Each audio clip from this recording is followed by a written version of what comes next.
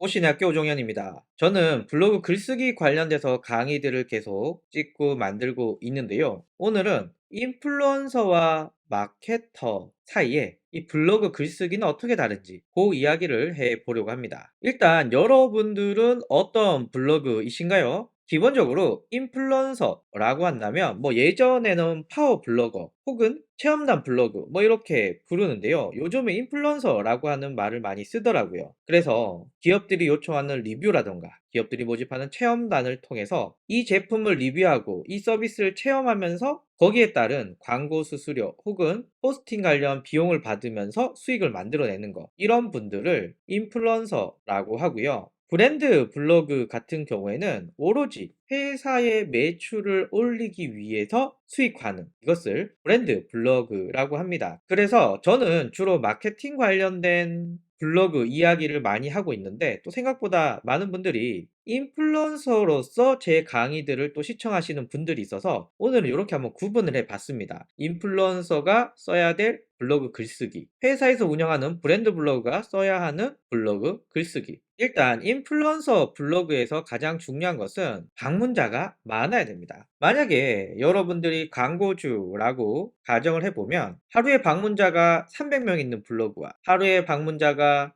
3,000명 있는 블로그와 하루에 방문자가 3만 명 있는 블로그, 어디에 광고를 맡기시겠습니까? 이왕이면 돈을 더 주더라도 300명보다는 3만 명에 맡길 가능성이 크죠. 사실 여러분들도 알고 있겠지만 블로그 방문자가 많다는 게 꼭 블로그 지수를 나타내는 것은 아닙니다. 많은 체험단을 진행하는 마케터들이 이 블로그를 볼 때 엄청 디테일하게 보기는 사실상 힘들거든요. 그럼 어떻게 보느냐? 그냥 블로그의 방문자와 블로그의 이웃 숫자, 요 두 가지를 가장 많이 봅니다. 그래서 나는 인플루언서로서 뭔가 체험단을 신청한다거나 리뷰어를 신청하고 싶다라고 한다면은 최소한 블로그에 하루 방문자가 1000명 정도는 되어야 된다. 그리고 이웃 숫자, 이게 사실 블로그 노출 순위 이런 거랑은 별로 상관이 없습니다. 그냥 이웃 숫자가 많다라고 하는 것은 마치 유튜브에 구독자가 많고 인스타그램에 팔로워가 많은 요런 느낌이라고 보시면 좋을 것 같습니다. 그래서 방문자가 있고 이웃 숫자가 많다라고 하는 것은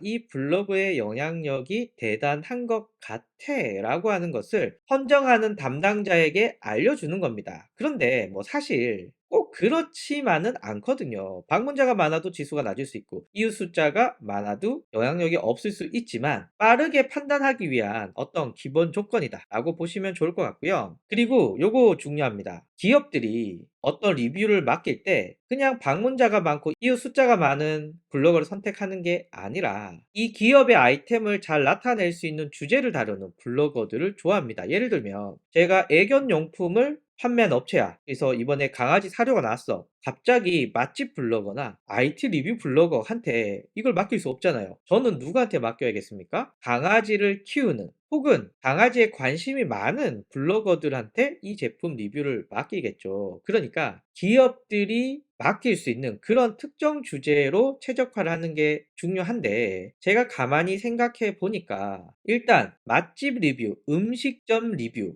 요런 거 있죠.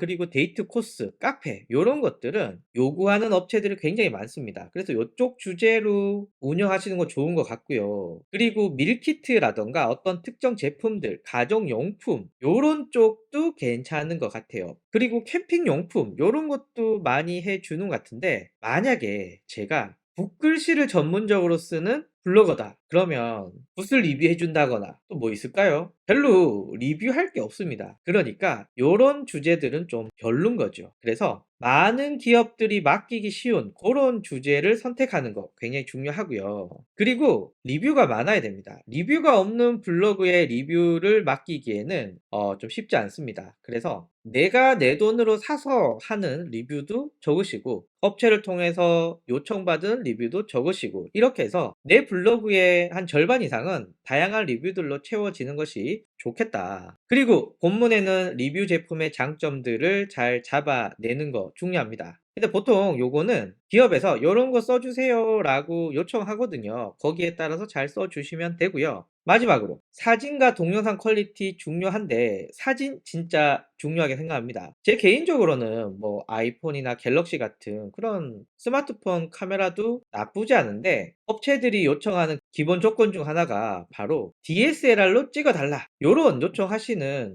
업체들도 많이 있으시더라고요. 그만큼 사진을 좀 많이 보는 편이다. 그래서 여러분들이 인플루언서 블로그로 성공하기 위해서는 사진과 관련된 퀄리티를 높일 필요가 있다. 글보다 사진이 더 중요할 수도 있거든요. 그런데 브랜드 블로그는 완전히 다릅니다. 뭐가 다르냐? 일단 내 회사의 아이템만 주로 다룹니다. 만약에 내 회사의 아이템이 여성 의류야 라고 하면 조회수가 많겠지만 만약에 내 회사의 아이템이 기업용 집진기야 이러면은 집진기는 큰 공장에서밖에 안 쓰잖아요. 일반인들이 집진기를 검색할 일이 별로 없겠죠. 그러니까 집진기를 주로 다루는 회사에서 블로그를 쓰는데 맨날 집진기만 쓰니까 방문자가 적네? 이번에는 집진기 말고 아이폰을 써볼까? 이러면 안 된다는 거죠. 이 회사는 집진기니까 집진기 관련돼서만 써야 되고요. 내 회사는 여성 쇼핑몰이다. 여성 쇼핑몰에 대한 내용들만 다루시면 됩니다. 그러니까 기본적으로 내 회사가 어떤 아이템을 다루냐에 따라서 블로그 방문자는 크게 차이가 날 수밖에 없다. 자, 그리고 모든 글은 매출과 연관이 있어야 됩니다. 예를 들면 집진기의 원리, 집진기 설치 방법, 집진기 견적,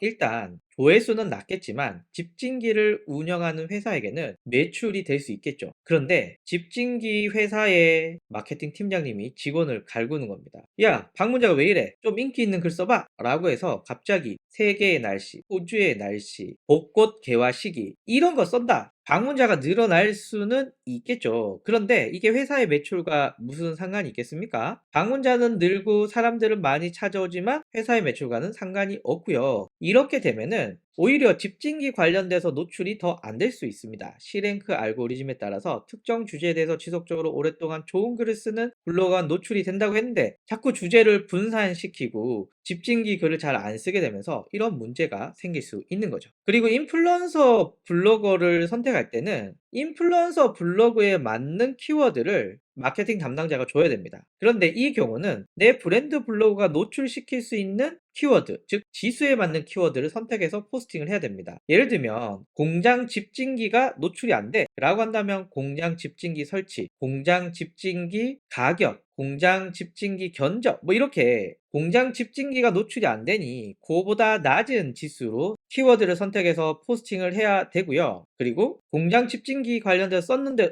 노출이 돼. 그러면 집진기 같은 더 조회수 많은 키워드로 가시는 거죠. 자, 그리고 브랜드 블로그는 무조건 링크를 달아야 됩니다. 제가 이전 영상에서 링크 달아도 괜찮다라고 말씀을 드렸는데 특히 회사 관련된 링크는 상관없습니다. 다시길 바라고요. 그리고 제가 UTM이라고 적었는데 이거는 구글 애널리틱스에서 유입 경로를 추적하기 위해서 쓰는 방법입니다. 그래서 제 아래에 관련 영상 남겨놓을 테니까 참고해 주시면 좋을 것 같고요. 당연히 회사니까 사진 동영상 퀄리티는 기본이겠죠. 그래서 제가 여러분한테 말씀드리고 싶은 건 브랜드 블로그는 방문자가 작아도 돼요. 매출만 올리면 됩니다. 매출을 올리는 기본은 내 아이템을 주로 다루는 거고요. 내 아이템 때문에 방문자가 작은데 자꾸 다른 방법으로 올리게 한다. 이건 뭐 별로 의미가 없겠죠. 이웃 숫자 의미 없습니다. 우리가 남들한테 보여지는 건 글만으로 충분합니다. 그리고 아이템 이외에 다른 내용은 다루지 않는다. 오로지 내 아이템만 다룬다.